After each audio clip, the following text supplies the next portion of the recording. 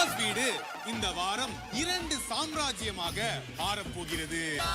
கலைத்தாயின் மூத்த மகனாக அமர்ந்திருக்கும் எங்கள் ஐயா அந்த தர்பூசி சிரிப்பை பாருங்கள். ஹாய் ஹலோ எல்லாருக்கும் வணக்கம் and welcome back to our channel. Bigg Boss வீட்டோடைய இந்த வாரத்துக்கான வீக்லி டாஸ்க் என்ன அப்படின்னு சொல்லி கேட்டிங்கன்னா, பிக் பாஸ் சாம்ராஜ்யம், அதாவது 2 சாம்ராஜ்யமாக பிக் பாஸ் வீடு மாறப்போகுது.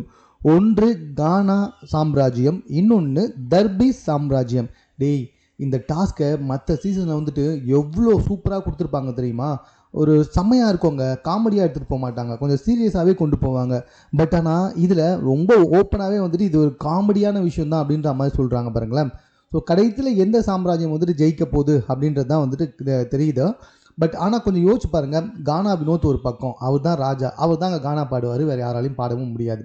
இந்த பக்கம் தர்பி சாம்ராஜ்யம், இவர் முழுக்க முழுக்க ரீல்ஸ் பண்ண போகிறாரு. பத்தாததுக்கு ரொம்ப அழகாக வந்துட்டு வியானாவுக்கு ட்ரெஸ்ஸை கொடுத்து அவர் பக்கத்துலேயே உட்கார வச்சிட்டாங்க. அந்த ஆள் வழிஞ்சிக்கிட்டே இருக்க போகிறான். இந்த பக்கம் கானா சாம்ராஜ்யத்தில் நம்ம ராஜா கூட சேர்ந்து எல்லாமே கானா பாடி டான்ஸ் ஆடின்னு உட்காந்துக்கிட்டு இருக்காங்க. இதில் எங்கேருந்து எப்படி சண்டை வரும்லாம் தெரியாது. ஏற்கனவே இவங்கெல்லாம் சும்மா கற்றுக்கிட்டு சண்டை போட்டு தான் இருக்காங்க. பயங்கரமான சண்டை வரப்போகுது. எந்த சாம்ராஜ்யம் ஜெயிக்க போகுது அப்படின்றது தான் இந்த டாஸ்கே. பொறுத்திருந்து பார்க்கலாம். பட் ஆனால் திவாகரெல்லாம் வந்துட்டு ராஜா உடையில் பார்த்தா ரொம்ப கேவலமாக இருக்கார். சத்தியமாக அக்செப்ட் பண்ணிக்கவே முடியல.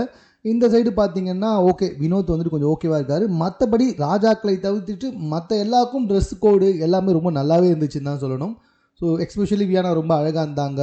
கமருதீன் பார்க்கறதுக்கு உண்மையிலே ஒரு படைத்தளபதி மாதிரி இருந்தார். தெனாலிராமன் விஷயத்தில் விக்ரம் இருந்தார். ஸோ இந்த மாதிரி வந்துட்டு சில விஷயங்கள்லாம் பார்க்கறதுக்கு நல்லா இருந்துச்சு. பட் ஷோவை நல்லா கொண்டு போனால் ஓகே.